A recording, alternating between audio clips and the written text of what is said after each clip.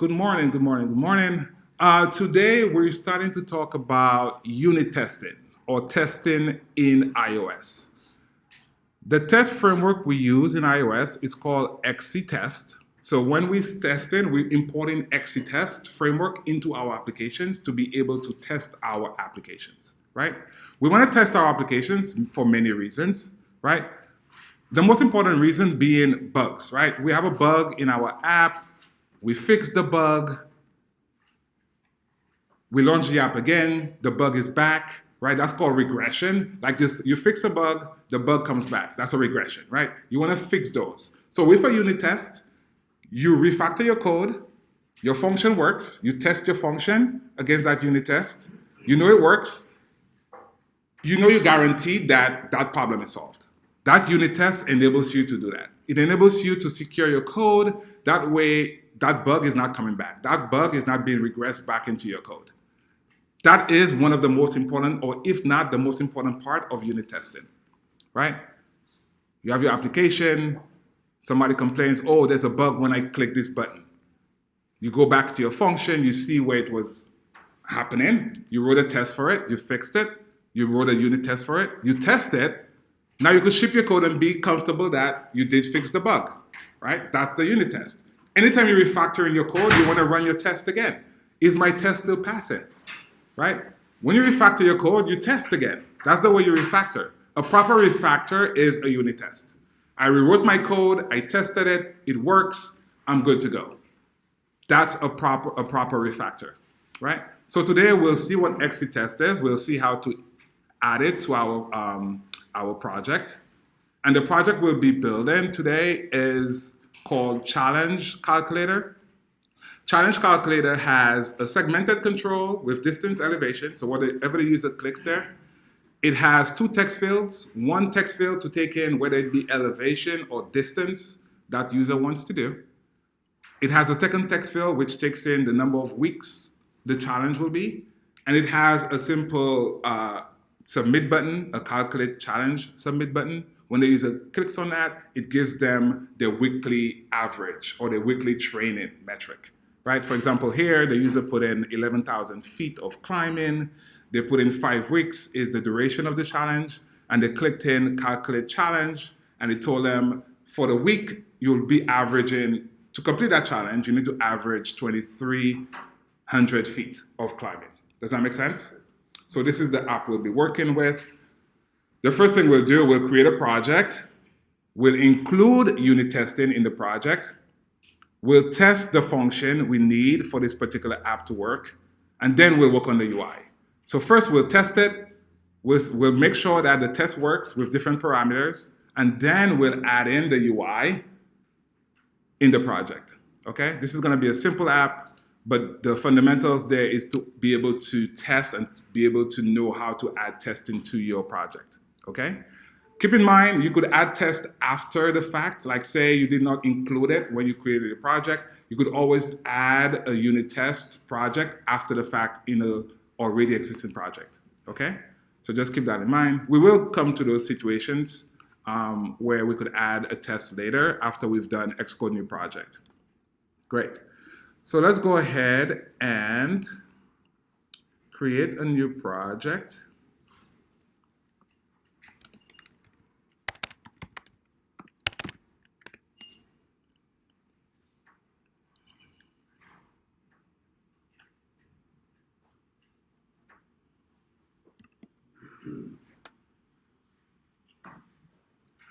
It's a single view app. Product name, we said it's a challenge calculator.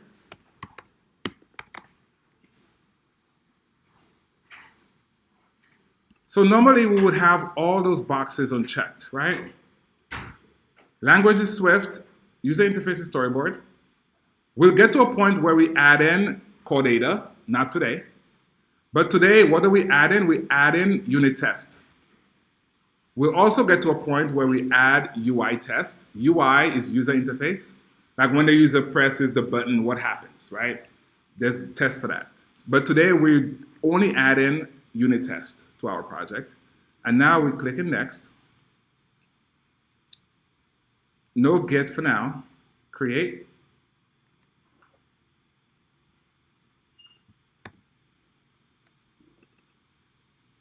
Great. So this is our standard application, right? But there's some new things there. Let's see what we have. Normally we would have one folder here saying challenge calculator or whatever it is. But since we added a unit test to our project, we now have a challenge calculator tests, right? It's plural because you have many tests in there. You don't just have one function to test, you have many tests, so it's plural. So this is the challenge calculator test. This comes, the minute you say include test, it takes the prefix of your project and it adds test to it.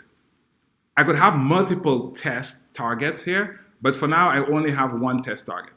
Okay, I have one folder. Was everybody able to get the folder with challenge calculator test visible?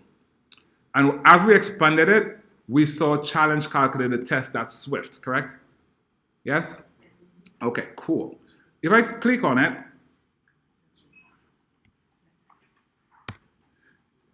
oh, let me change this up.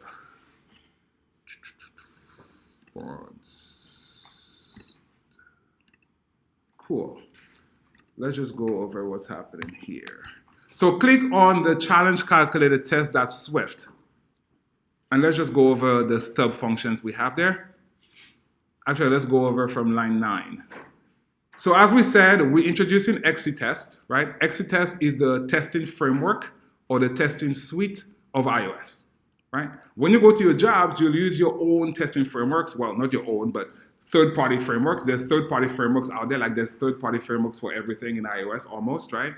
There's more robust or bigger frameworks that's test suites, but built in to iOS is XCTest, okay? So import XCTest, it does it automatically for us. At testable here, you need to have at testable in order, the reason why we have this at testable directive here, that's a compiler directive, by the way. I could say compiler directive, you could put in quotes here. So at testable is a compiler directive, enables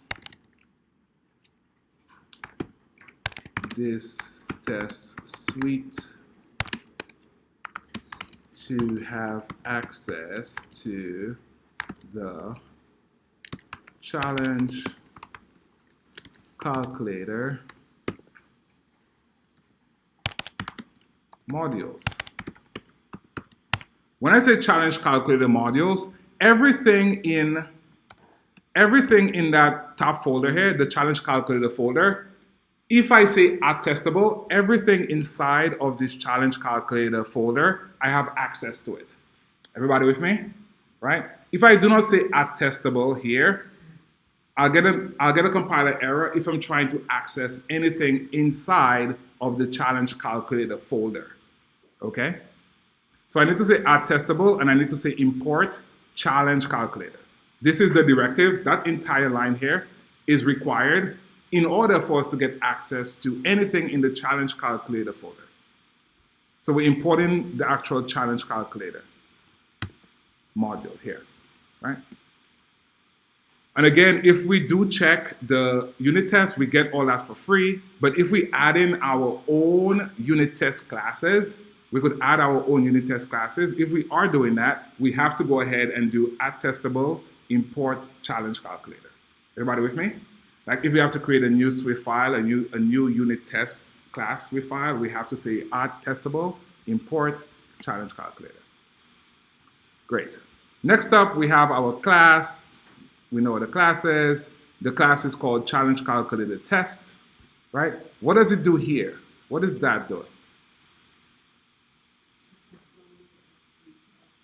Ah, you said conforming. Does it conform though? Is that the word? No. Oh, is that a parent class? Yes.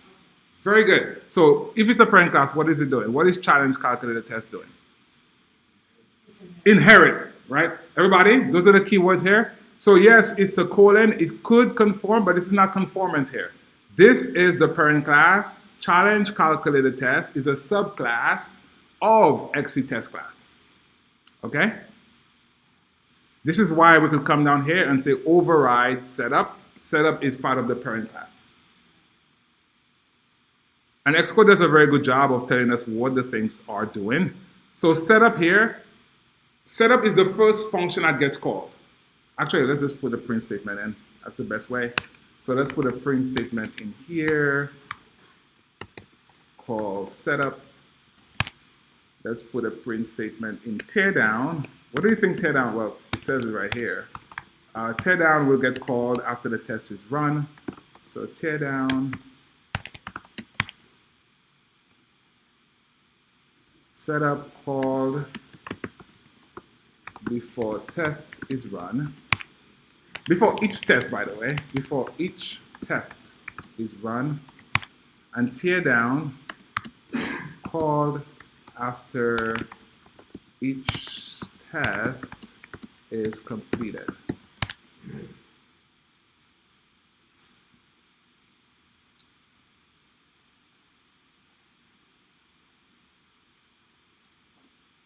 Okay. Test example and test performance, we could actually get rid of those two functions. We'll talk about performance later, but today we are focusing on unit testing. Performance is how fast an operation is happening, given a specific metric, right? But for now, we'll delete those two functions. And let's actually write a first test just to test it. Well, this. So we started for function. All tests needs to be, the prefix of every test starts with the keyword test or the word test, right? And here we'll say test add to numbers. Yeah, I deleted it, yeah. So we only have setup and teardown. Okay, so we're writing a simple test. Any test you write in, the compiler needs to see a prefix test in it. Everybody with me? I'm sorry? It's not just Swifty. It's required for the compiler to know what test it's running, right? So if I put in, like if I put in just add, if I just put in add two numbers like that, that test will not, that's not a test. Everybody with me? So the test prefix is required in the function. Your function doesn't take in any parameters. It doesn't return anything. The test function doesn't take in any parameters. So test function does not take any parameters.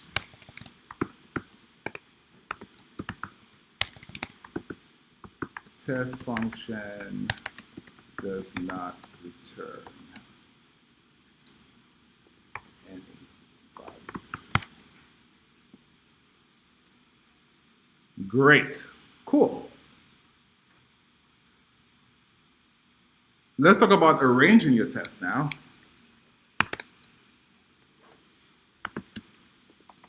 Arrange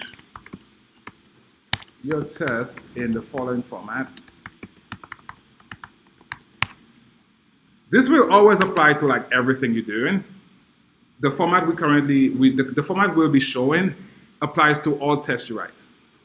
So what does that format look like? You start off with an arrange.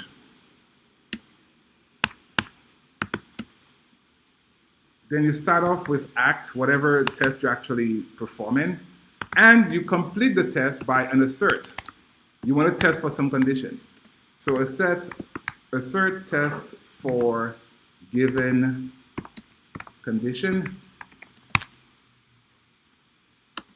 act, perform workload, arrange, setup, constants, variables.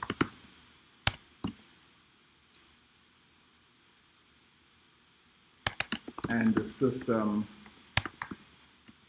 on the test. The system on the test is what you're actually testing. For here, we'll create a simple test. Let's go ahead and create a simple test.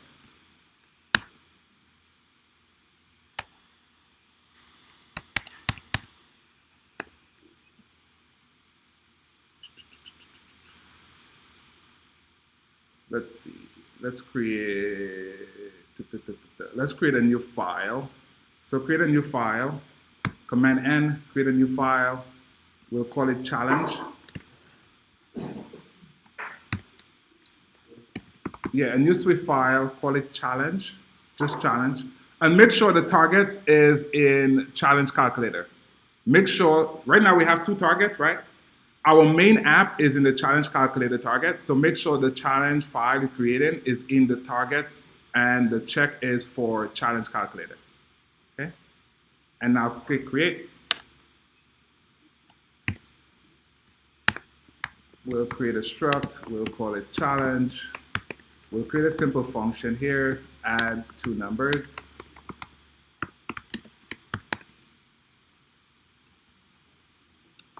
Add two numbers takes num1 and num2. It returns an integer, and it simply does return num1 plus num2.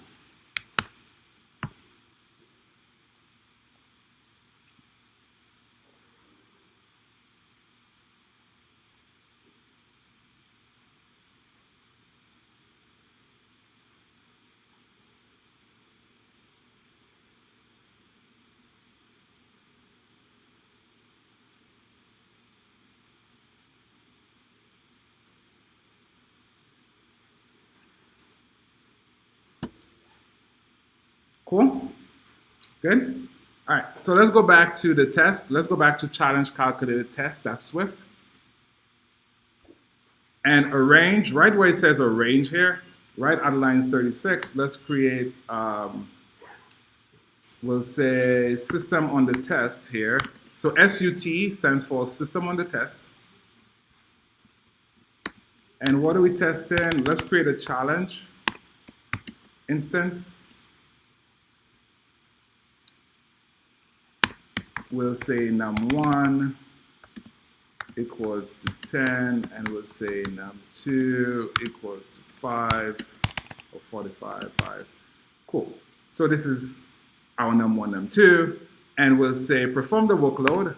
So let result, right on the act here, so it's arrange, act, and assert. The three A's, right? So three A's. Arrange, act, and assert. So for our result, we have our challenge here, our instance challenge. Oh, sorry. Dot add two numbers. We pass in num1, and we pass in num2. What's the expected result here? Expected result is 15. We agree? Okay, so now for the last part of our test, we have our assert, right? The expectation. And here we use one of the built-in asserts on the XCTest. XCTest has a lot of assert functions. The one we'll use, we'll say XCTest or XCT assert equal. This function basically takes two arguments and compares them. Are the two equal to each other? We've seen that in like our labs, right? In unit 1 labs, right? But not XC. We saw just assert, right? Everybody? We saw assert, all lowercase. Assert is checking the condition. With that particular assert here, it says, are those two arguments equal to each other? If they're equal to each other, our test passes. If they're not equal to each other, our test fails. Okay? This is what we're testing here. So let's go ahead and continue our test. So here we'll say expected result. Expected result should be equal to result. Do we agree? If not, you could put in a message here. I could say result, well, expected result. I could say expected result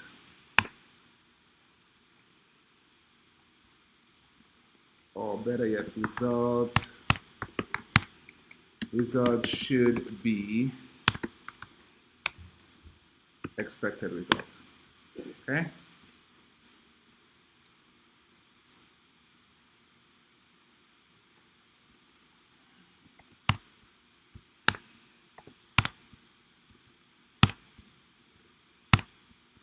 Okay.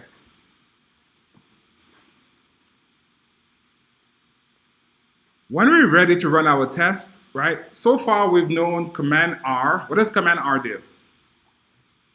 It runs the app, right? What does Command B do? It builds for errors, right? Today we'll see Command U. Command U will run our test. It will run all our tests. So when you're ready, press Command U to run your test. If everything goes correctly, you should see a green check in that diamond shape right here, right at line 31. You should see a green check mark. If not, your test fails. You'll see red, and it will tell you why your test failed. Did anybody able to run the test yet? Right, Command U. Go ahead, Luba.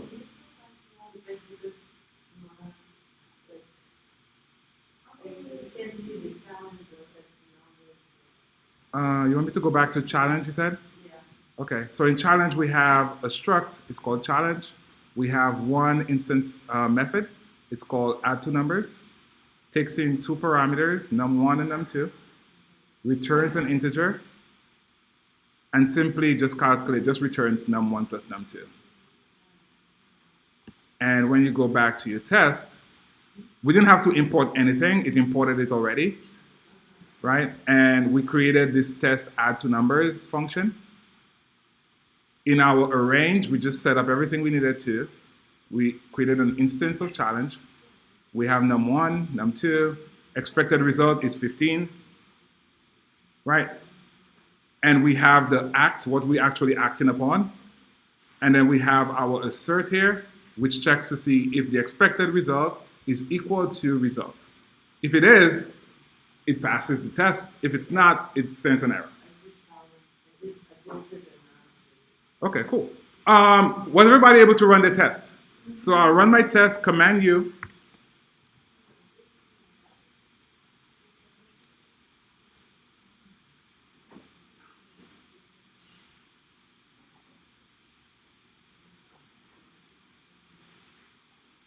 Okay, so at this point we should have gotten that check mark, right? But for some reason, let's make the test fail for us to see what's going on. If my function, instead of saying multiply in here, change your function to simply say subtract instead of addition. And you could be here and still run it. So Command U, run it again.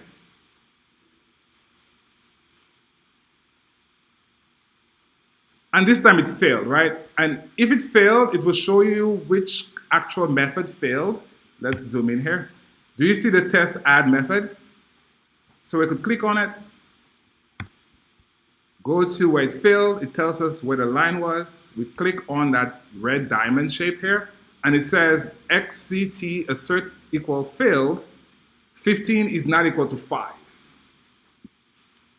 Do we see that?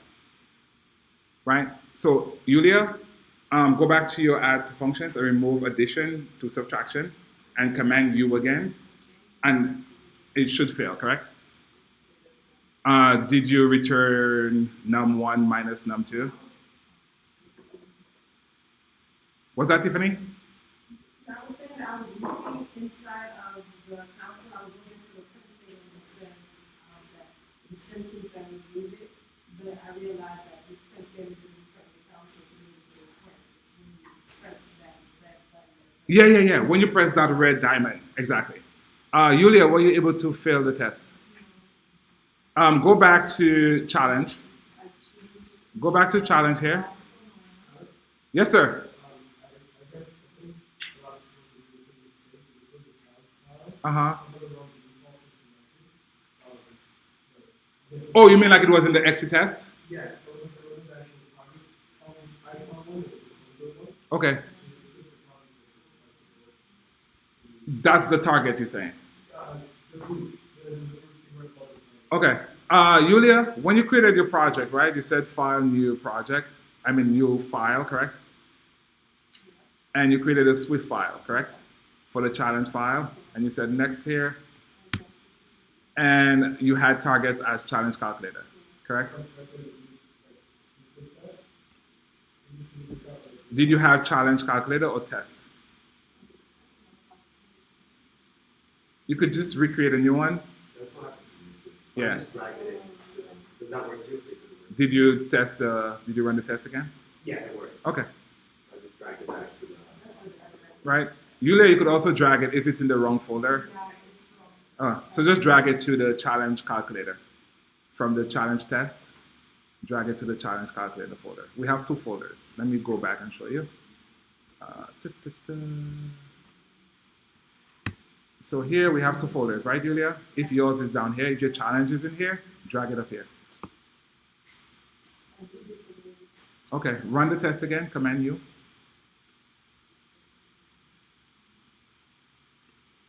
Okay, cool. So let me make my test pass again, and then we'll continue on.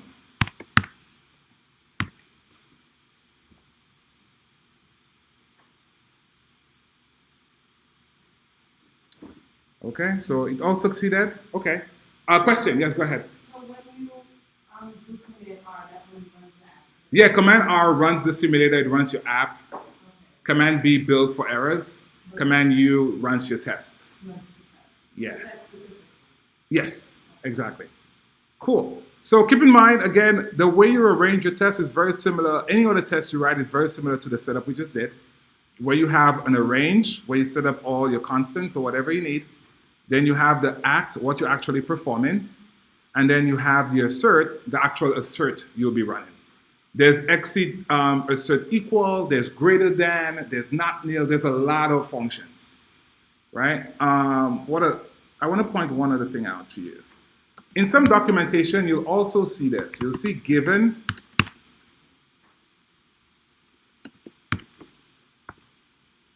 you'll see when, and you'll see then. Right? In some iOS documentation or articles, you'll also see given, when, then. Okay? Given some action, given some variables, when I perform a certain activity, then this will happen, or check for this thing. Okay? So those are the 2 paradigms you'll see. Either you see the 3 A's, or you see given, when, and then. Okay? Yes. Uh-huh. Are you supposed to do this for each function? Pretty much, yes.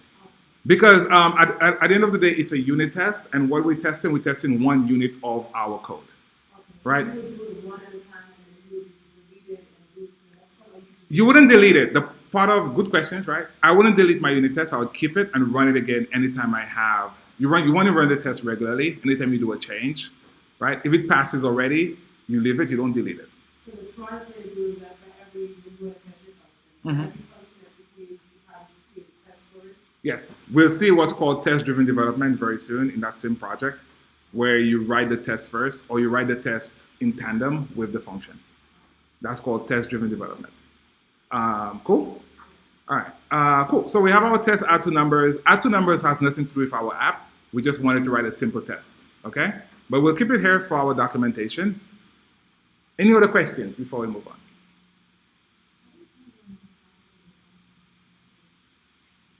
Snow.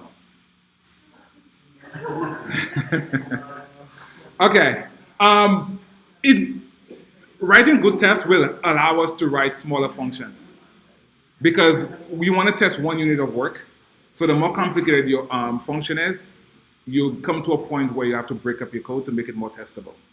So it will force you to write more modular code. Does that make sense? So you might have what's called side effects. Like if you have a function that says add 2 numbers, and inside my function, I also have my 2 numbers are getting divided or doing something else. That's a side effect. My function should only add 2 numbers, right? Anything else you're doing in that function, you should have a helper function to do it. That way you could test that helper function. But if you do everything in that add 2 numbers, I'm adding 2 numbers, I'm finding the prime of the numbers, I'm adding it to an array, and I'm pushing it to a website. That's not good, right? So 1 function should do 1 task. That way you could test it very easily. And the quicker you go into test, right, the more you'll see, oh, that function is doing too much work, I cannot test it. So maybe break up my function and have helper functions I could test. Does that make sense? Good question. So Minnie was saying, if I have a complicated function, how do I test it? Not have a complicated function, have smaller functions doing the work, and then that bigger function calls those smaller functions. Go? Yes? Well, your test, you should know the outcome of it, right? Like whatever function you're doing, you should know what the test case or what the outcome is, right? Given the input, you should know the output coming in. But the test is to test different scenarios. So you might want to test different scenarios, as we'll see in one of our test cases. We might have a scenario where the user tries to divide by 0, for example. You should have a test for that, right? That way you protect your code. And then part of it is, if I'm going back and refactor my add, like if I go back and do anything to my add function, I want to run my test again, right? For example, if I just take out my return here, right? I want to run my code again and see if it still works. So I run my test again, like, does that still work? Does that still hold? It still passes, because that's valid. I could remove the return keyword. Everybody? Right, so that's new in Swift 5.1, right? 5.1, you could remove the return key in the function if it just has one statement. Cool. All right, so let's keep going here, and let's see what our app does. Okay, so we have our app, 2 text fields. So basically, we want to take in 2 inputs, and we want to give the user some output, right? So the 2 inputs is the user enters an elevation or distance, and the user also enters the number of weeks. And it's up to us to tell the user what's the weekly average they need to do in order to complete the challenge, okay? So we'll start off with a function. We write a function to give the user the weekly training. Let's go and do that. In our challenge.swift,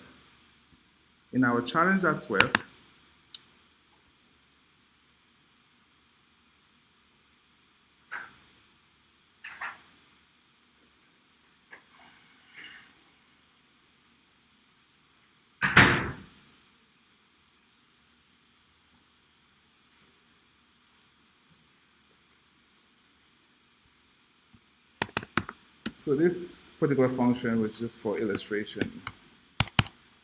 Illustration testing purposes.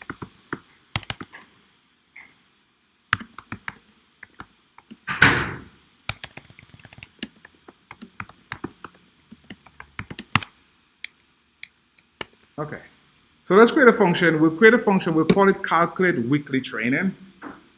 So calculate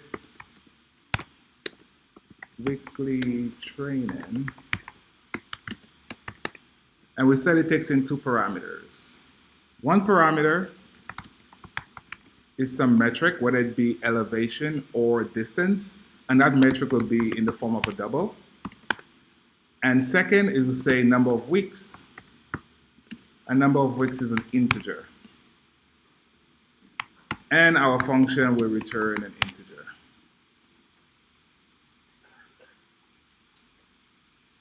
Our function simply takes the metric, so it returns my metric, which I convert to an integer here, divided by the number of weeks. Right. So calculate weekly training, the user puts in elevation or distance number here. For example, user puts in, user inputs 11,000 feet, elevation, user inputs 5 weeks, right?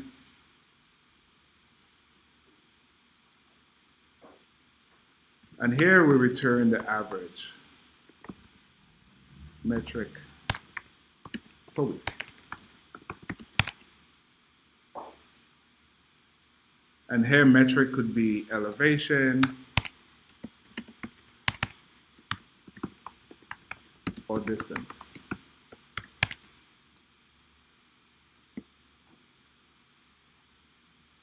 Great. So before we do any UI, we'll test our functions first. So that's all part of unit testing, right? So you write your test, you test it, you validate it. When your tests have succeeded, you've tested all your cases, then you could go to do your UI. Do your UI knowing that your test passed, right? So let's go ahead and write a test for this. So calculate weekly training. Are we good? Can we continue? Sure.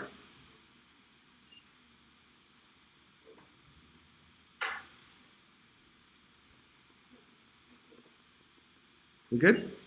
Cool. So when we put four metrics and the word "and" is just so we can look. Yeah, like it reads, like when the user enters it, yeah, it reads that way. So that's an external parameter, the and there, external parameter, internal parameter, right? Tiffany? Yeah. Yeah, cool. All right, so let's go back to our challenge calculator test and let's write a new test here. How does our test begin? Can I just say calculate? Test, right? Okay, so test, what are we doing? We test calculate weekly training. Calculate weekly training. Doesn't take in any parameters, doesn't return anything.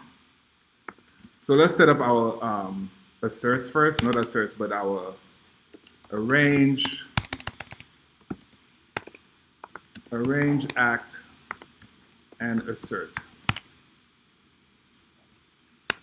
Let's arrange it first. So here we'll say system on the test is challenge. We created an instance of challenge. So here creating, I'm sorry? Up here, system on the test, SUT, creating an instance of challenge.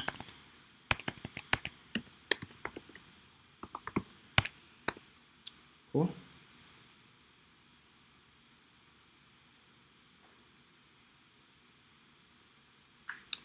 Great.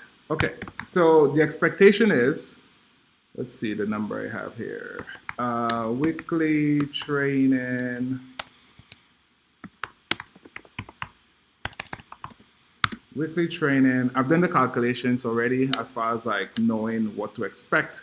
So I'm expecting 2,320 feet of elevation per week. Feet elevation per week. That's our expectation here. We'll set that up as well. We'll set that up as well. We have the metric, which is 602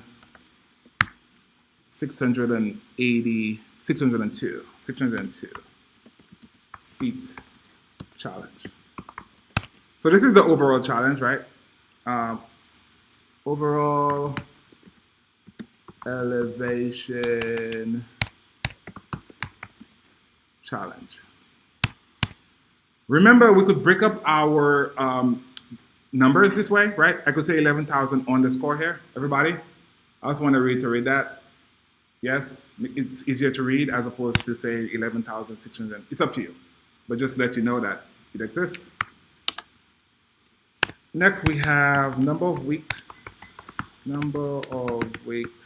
for challenge equal to 5 weeks, right?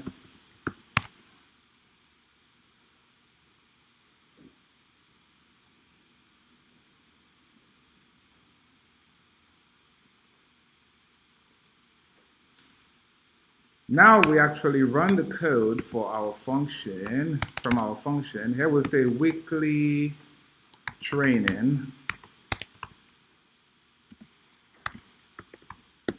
And we have our function. If you don't see your function, guys, by the way, do a command B.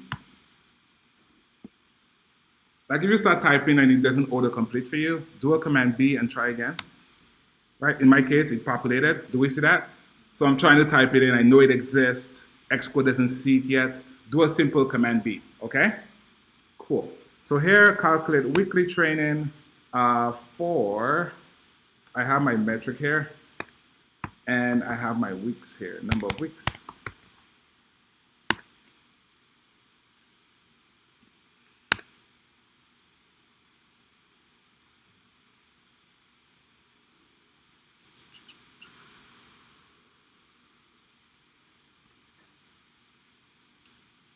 What did I change this to be? Wasn't that an int? Did I change it to an int or a double? I made it an int. 1 second. That's a double. That's fine. Okay, so just change that guy.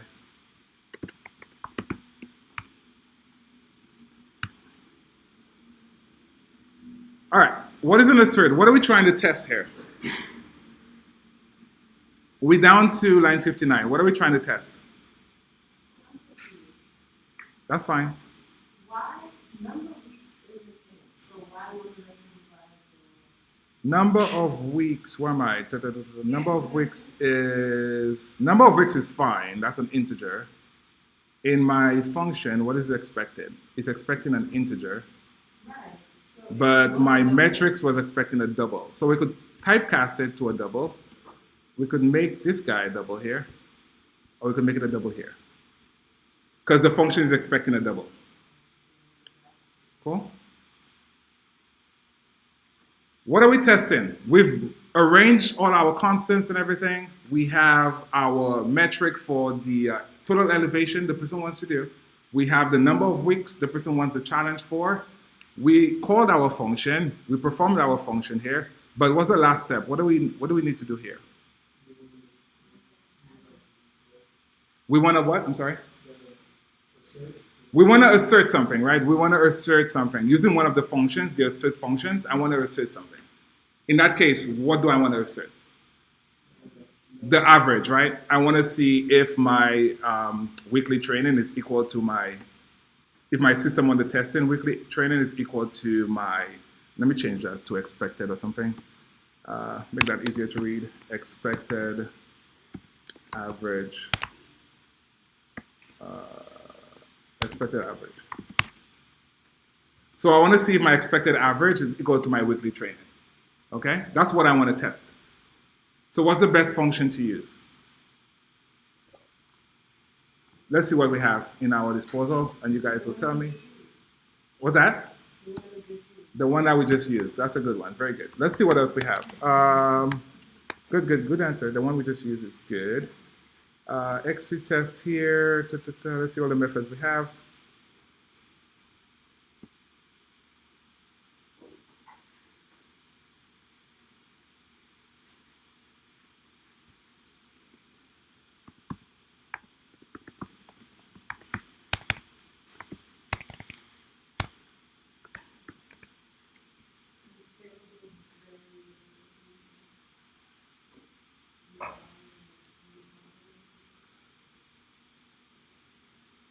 I'm looking for XC test. Where's all my functions? Defining, XC test, Boolean assertions. We have XC test. So let me just show you some of what we have. So we have XC test true. Like you could test if something is true. Like if it returns a Boolean value, this is the one you use. Right? So whatever you return and you say XC test assert true, is the thing I'm getting back, is it true? You could also test, is it false, right? So those are Boolean asserts. We have nil and non-nil asserts.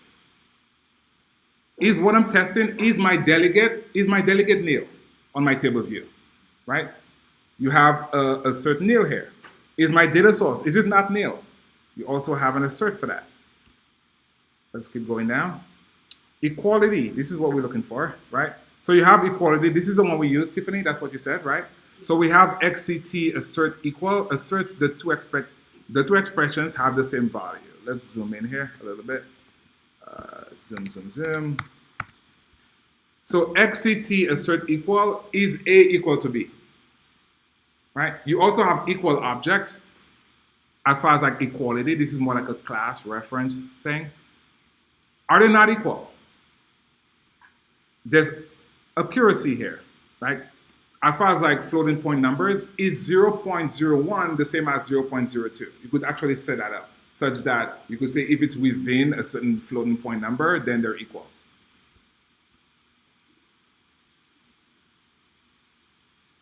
Let me suck that out. I sucked it out already. We have that. But just keep in mind that if you're looking for methods on assert, this is where it looks for the test assertions here. Let's keep going.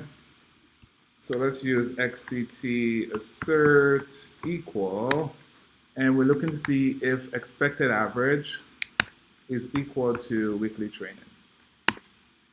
And we put in a message. Remember, you could always put in an optional message to say weekly training should be equal to the expected training.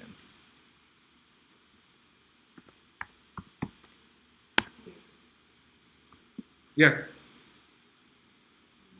The expected is this one here. It should be 2320. Our function should return 2,320 feet. This function here, the calculate weekly training function, it should return 2320. Right? So that's what we're testing here. It should be equal to this. Again, you going in, you write your test, you're writing your function. You don't want to write in it. You have that expectation for your function. Right? You don't write your function blindly. You know the input. Given this input, you know what the output should be. Right? Given 10 plus 5, I know my output should be 15 if I'm doing addition. Everybody? Right? If I'm passing in a string and I say remove all A's from a string and the string is Alex, I should expect back LEX. Does that make sense? Weekly training. So weekly training is the one should be equal to expected. Weekly training should be equal to. No, that's fine. Expected is 2320. That's what we expect. All right, let's run the test and see if we are making progress here. So Command U to run your test.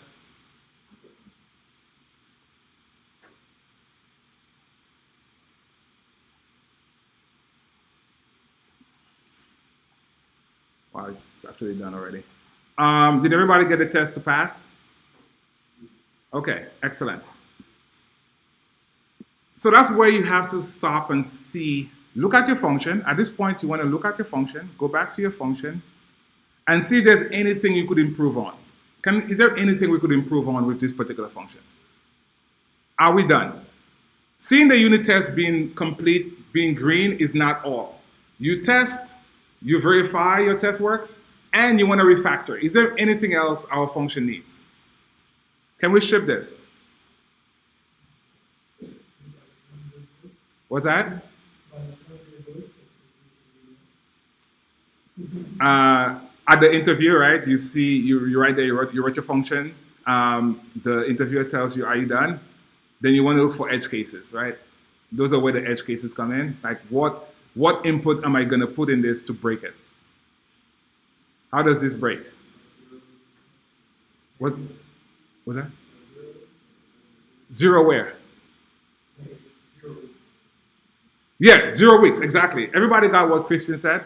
If I put a 0 here, let's actually go back to our test.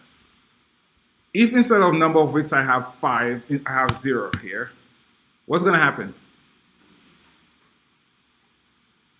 Instead of 5, I have 0. I run my test.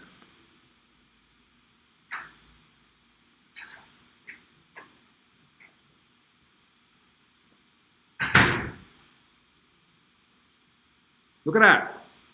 It crashes. It crashes division by 0. Be very careful, guys, developers.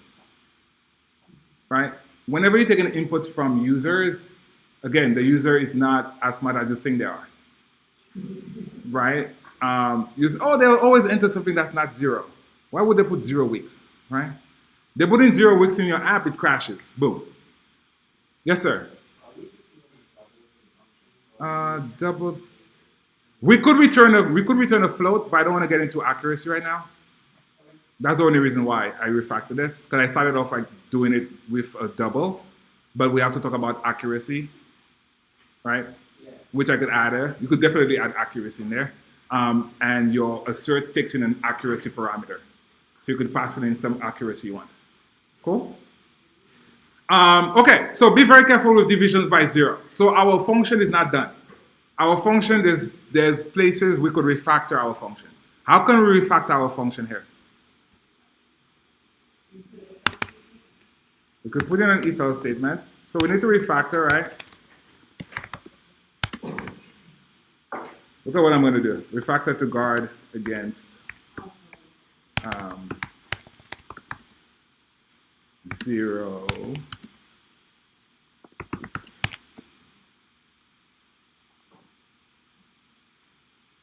Right? So at this point, our test passes is good. We want to refactor our code. So anything we add in new to our function, we run our test again to make sure the test still passes. Everybody with me? All right? So this is known as like red, green refactor, right? So red, green refactor, right? So red fails test, green passes test, and refactor, rewrite, optimize, right? And run the test again, okay? So here we want to refactor, we want to guard against 0 weeks. What can we write here?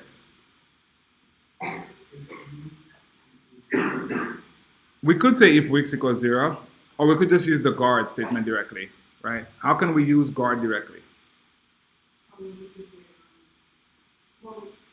And keep in mind that an invalid number could be anything that's negative, so we could just return a negative number in that guard statement, right?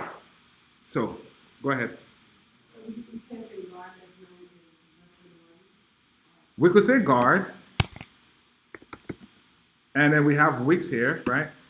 So guard weeks is greater than 0, else return, we'll just return -1. -1 is an invalid number. Right here, we could run our test again. Well, -1, sir. Right here, we could run our test again and validate that it does pass. Well, it's gonna fail. It's gonna fail, but it won't crash, right? So go ahead, Command U.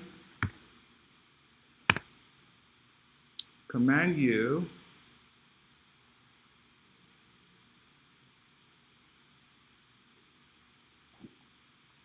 Right? It failed, but it no longer crashes. Everybody with me? Right? Why does it fail? Right, exactly, because the numbers are not equal. So let's go back and fix that. So we had 5 here. Let's make our test pass again. So Command U.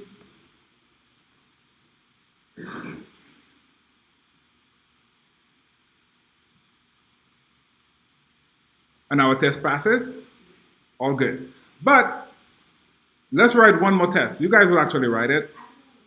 Yes. If you have it that it returns, when it returns -1, what does that mean? In our application, we'll be able to handle that. We'll know that's an invalid number. Oh, okay. So the print -1 has the print statement is Not a print. We'll have like an alert telling the user, right? Like, yeah, exactly. Anything that's invalid to your application is a valid default number, if that makes sense, right? Because in here, there's no -1 average, right? You could have your function return nil, but we'll have to rewrite the function to return nil. Cool? Okay, so I want to write a function, or write a test rather. So write a test to validate, write a test to validate that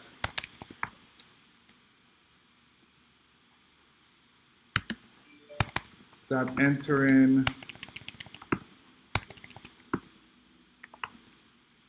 0 is handled without crashes.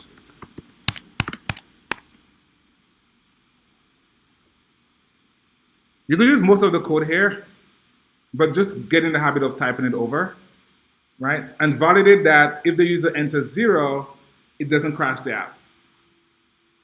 As a matter of fact, it should return, what should it return? -1. So that's your test. So write a test to validate that entering 0 returns -1.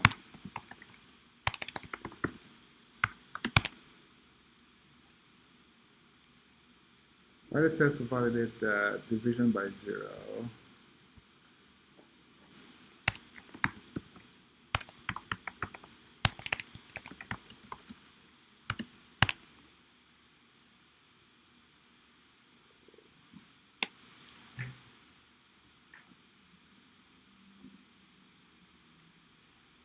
Again, you could use most of the logic we wrote, but just type it out again. Don't copy paste.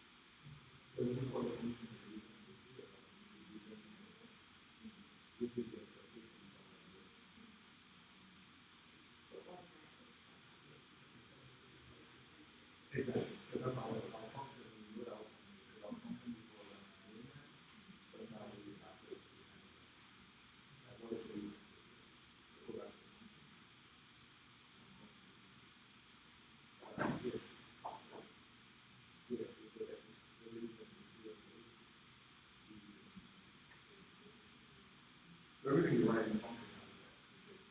You can't do that. Oh, what's write a test about it here. No, no, no. The message string is not required. It's more for you.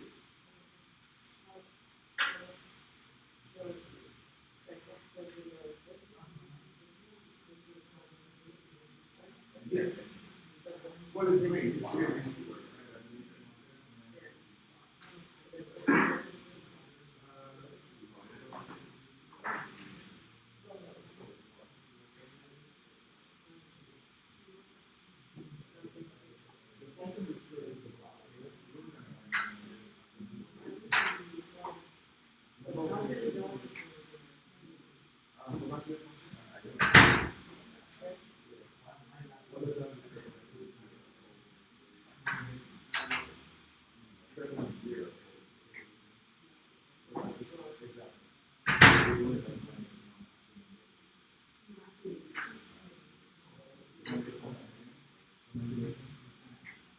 As long as number which is zero, return. That's all we have. That's all we have. The other part is because minus 1 minus 1. And it's less than 0. Look at the guard again. Look at the guard.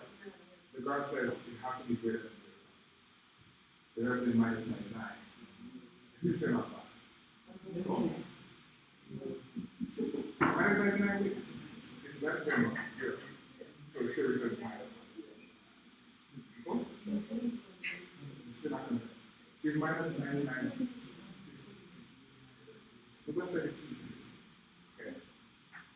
How you doing?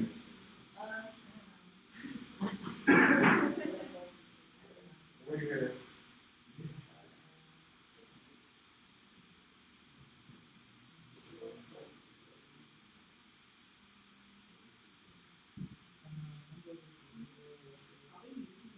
Remember, try to get in the habit of commenting out this way, like keeping those face out. So arrange it. The acting, like what method you call in, and the assert.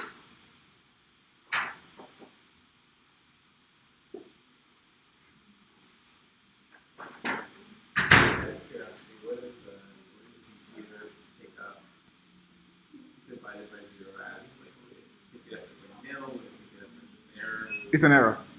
It threw the error to us earlier. I don't know if you missed it. It says error division by 0. So it's like a exception error. It throws an exception. Yes, sir. This is for different things. So let's see. For this, for the new one, right? Maybe test by 0, dividing by 0. Could we alternatively put it in the other function or not? No, like you mean have two in the same, two unit tests together. To assert. No, so that's a good one. Let's come back. So Cameron's question was, can we have two asserts in the same unit test? It's not best practice. Best practice is to have one unit test, one thing, right? So you have your, if we go back here, you have arrange, act, assert. I don't have arrange, act, assert, arrange, right? So it's arrange, act, assert. If you have a different test case you want to write it in a different unit test. It doesn't matter. You could actually like break it up at some point. Like if your class has different functionality, you could break up your classes differently. If that makes sense, and test like if it's a user, for example, like is user able to be deleted? Like you could have a user Swift test class to do that, but you cannot have like arrange, act, assert, arrange in the same unit test. If that makes sense, it should be like linearly in that format. Cool. Yes, sir. That's not test-driven development. That here is just unit testing. We'll actually do a test-driven development case right now, and then we'll go to break. Cool? So we haven't done any UI yet, but just know that whatever we tested here, we could definitely port it into our UI. It's going to work as intended. Everybody? You have a question? How many? Okay, so let's see. If we have a method, so the user got their weekly mileage, great. But I want to know if I bike 3 days a week, what's my average elevation for the 3 days, right? If I have only 3 days in the week to train, what's my weekly average? Or what's my day average? Does that make sense? So I know I have 2,300 feet to climb, but if I have only 3 days, how many feet am I climbing average? So that we could do that function using test-driven development. Test-driven development is you start off with the unit test first.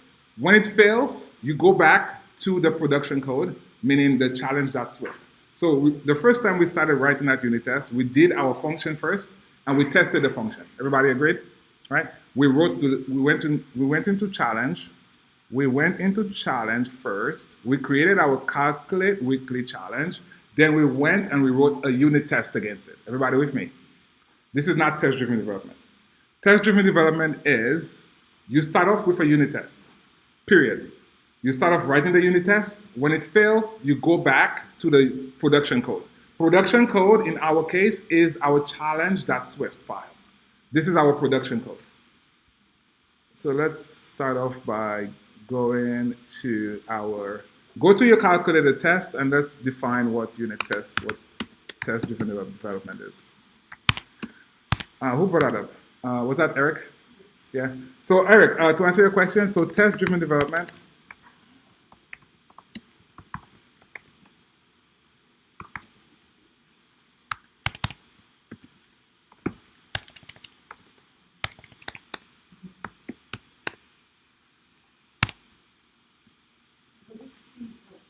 TDD, test-driven development. That's fine. Cool. So you start off writing a unit test until it fails. Then go to production code.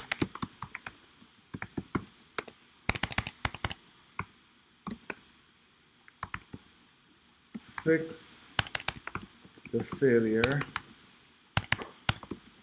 until the test passes. Continue writing unit test until failure again, and continue the cycle. This is basically what test-driven development is, right? You start off with a unit test, you write as much as you can. Either there's a compiler error at some point, or your test fails at some point. At that point, you stop writing the test, you go to the challenge.swift file, or you go to the production code file, you fix it, you run your test again, test passes, you go back to the test. So it's like back and forth. Everybody? So here I say you start off writing a unit test until it fails, or a compiler error.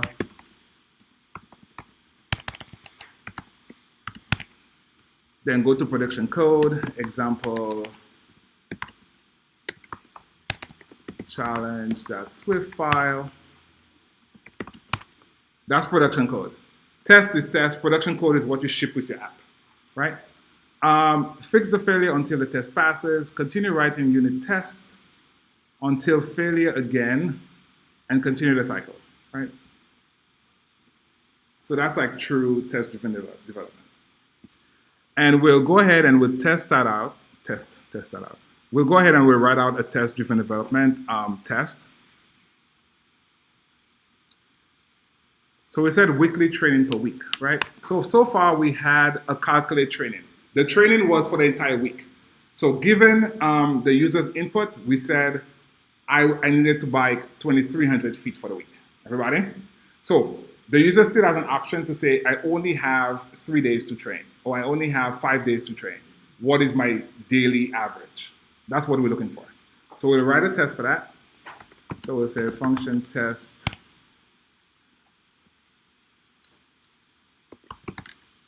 average daily metric, for example. So test average daily metric.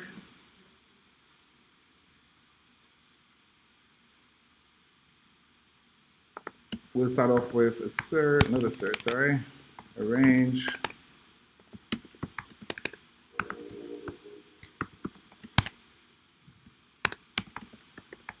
We have our system on the test, which is our challenge instance.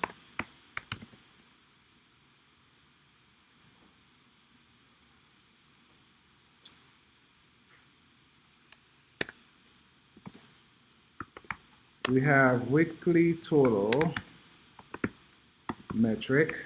We'll use the number from we had earlier, 23, what is it, 2320. That's elevation, total elevation.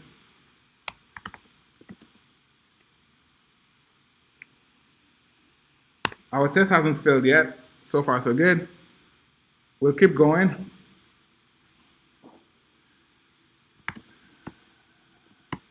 Expected average, or expected daily average,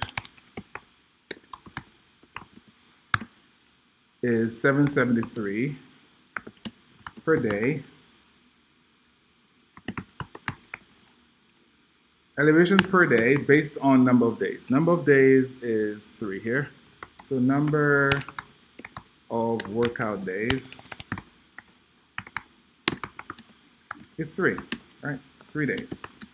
Those are the expectations. So the weekly mileage, the total is 2320, right? The weekly average, so given 2320 divided by 3, it's 773. Everybody? All right? Let's keep going.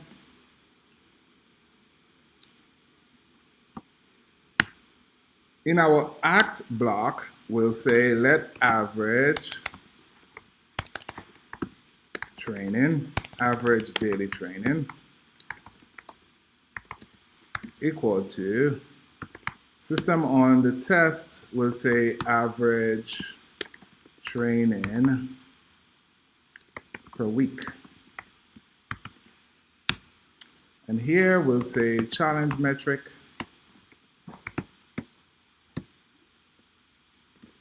Challenge metric is weekly metric.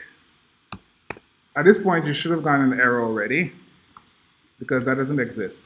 And then here we have number of workout days. Number of workout days is number of workout days. Look at that. If you build, we have an error, right? We have a compiler error because the compiler doesn't find average training per week. Everybody? At this point, we have to stop writing the unit test, right? At this point right here, we have to stop writing the unit test because average training per week doesn't exist, okay? So first, you start off with the test, the unit test, you write, you type. When you have a failure or an error, you stop and then you go to your production code. In my case, in our case, it's the challenge.swift file. We need to go create that function. We don't have that function, it doesn't exist. Okay? Everybody? So the test comes first, production code comes after. You fix production code, you run the test again, and you keep that cycle until you're done. So let's go ahead and go to challenge.swift.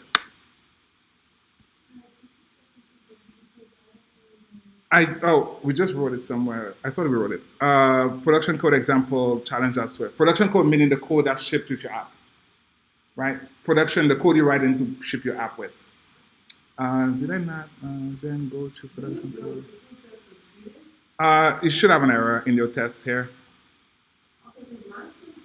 It will say succeeded, but you still have a compiler error in your test. The test doesn't find that function. Line 78 in your test, Tiffany? Yeah. Let's go to challenge Swift here, and let's create a new function.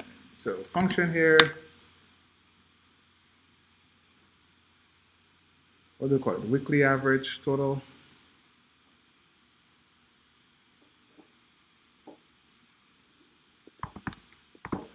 Average training. I'm in my challenge.swift file.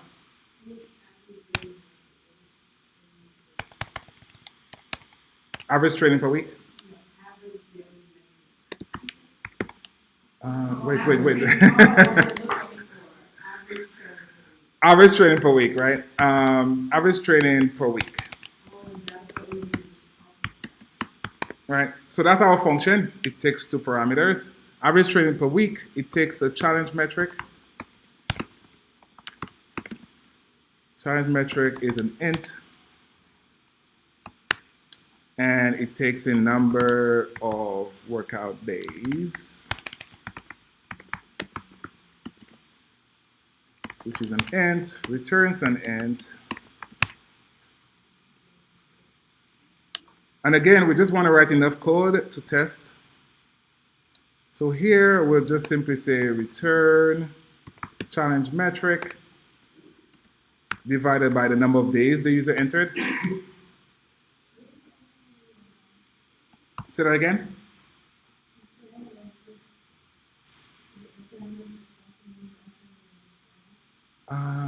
What do I have here?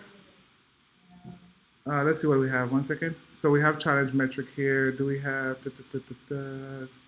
I'll come back here 1 second, guys. I also want to verify something. We're good here. We're good here. Right? That's the challenge, that's a parameter name, the label name, and we just pass in the challenge metric name. Okay, let's go back to challenge Swift. Make sure everybody types that out. So we have our average training per week. This is the production code, right? When I said production code, this is production code. That ships with our app.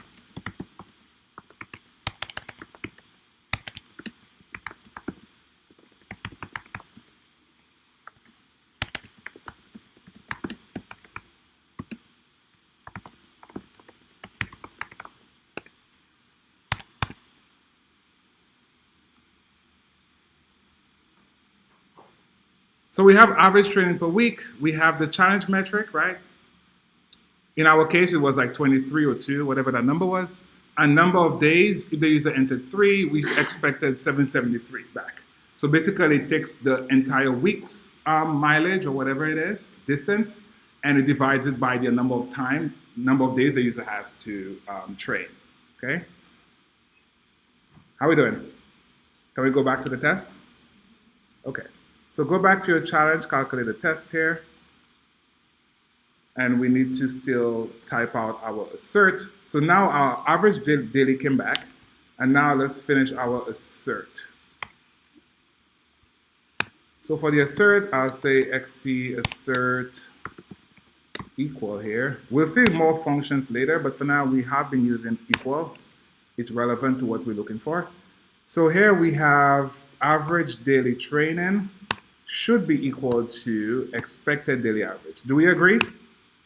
773 should be equal to whatever my function is returning. My function is returning the daily average. Questions about that? And there was the next question, is it optional? Yes, it's optional to have a string.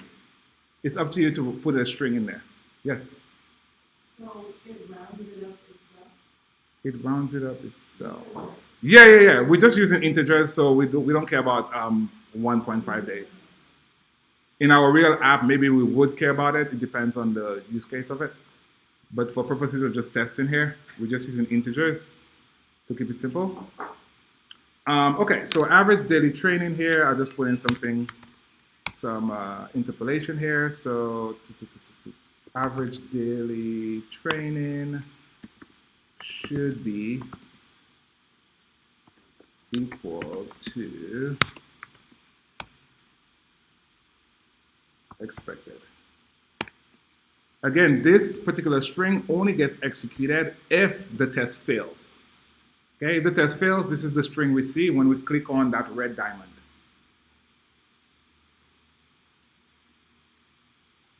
So now we have enough to test. We could run our test, Command U.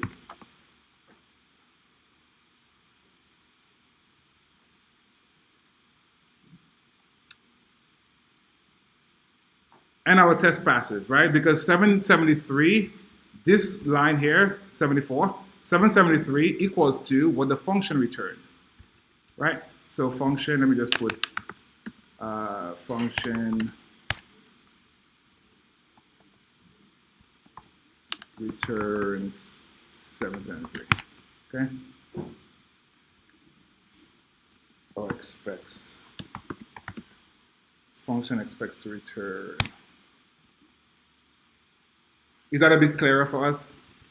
We have a function, we run the function, the output expected is 773.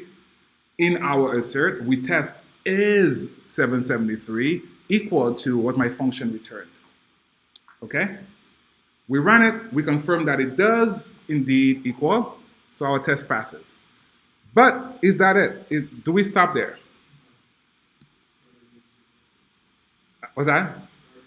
Guard against 0 again, but what else can we guard against? Oh, let's go back to the function.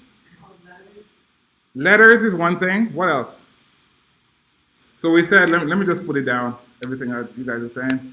So yeah, so guard, go ahead.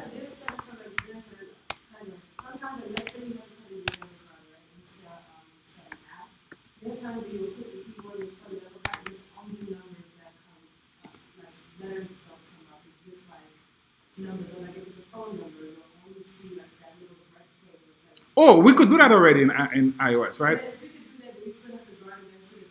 Always. Don't expect, again, always. Yeah, don't assume, right?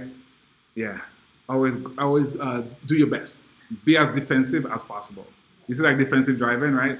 That person that's swaying, if you stay close to them, you know what happens, right? So no matter what the lane lines are saying, right? We expect that person to do something not that great, right? So we guard against it, we stay away from that person. Cool? So here we could guard against zeros, you said letters, all that is good. So we'll come here, we'll do some refactoring.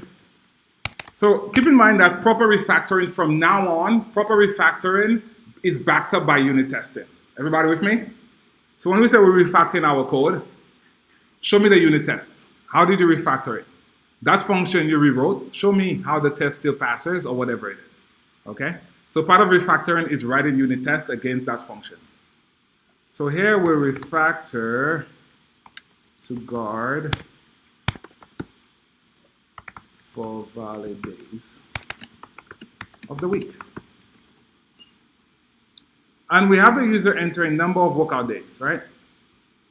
What's a valid workout days here? 1. What else? Right, 1 through 7. Thank you, sir. So let's do that. So guard 1 through 7 contains our number of workout days. If it doesn't contain that,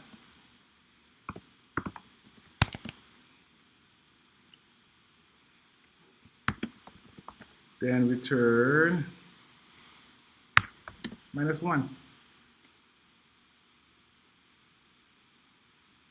Because what happens if the user puts in 14 days, all of a sudden they only have to do whatever, 100 feet of climbing, right? That's not valid for the user there. That's not a valid logic for our application, right? So you could only add in 1 through number 7. That's what this particular code does. And what happens? We refactor, we need to run our test again. Yes? Number of workout days. Okay, how come you have to say that 1 through 7 contains? So we created a range, Right. and we said, Workout days is an X. yes. We created a range, and we said that range, that number of workout days needs to be in that range. If I enter 6, 6 is in the range 1 to 7. If I enter 14, it's 14 in 1 to 7.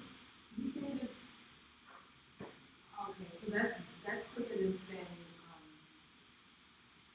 okay. Bring the questions. No, I guess that's quicker than doing like a, I want us to get in the habit of writing guards more than if-else statements. Guard is a powerful construct in Swift. It was created for exactly this. so guard that 1 through 7 that contains that number. Yeah. And use that for the rest of it. I would just think that number would contain an int between 1 and 7. That range, does it contain this number? Think about it that way. Does this array contains number 7? Cool. All right, so let's run our test again. So Command U, you have a question. The output -1 is a default value for like. For our app, it works, right? Because average training week cannot be -1. Yeah. Yeah. But that's like we're using that as a standard in this. For us, yes. You could use -99, you could use 999. Yeah, you'd have a document somewhere. Like, what's the invalid number for the application? Very good, very valid. Does our test pass? It passes, right? Let me go back, verify this here. Still passes, great, great, great. And just keep in mind, there's other edge cases you could catch too. Every edge case needs its own unit test, right, everybody? I'm not trying to put everything in one unit test. This is not what we do. If we say, oh, what if they enter whatever number it is?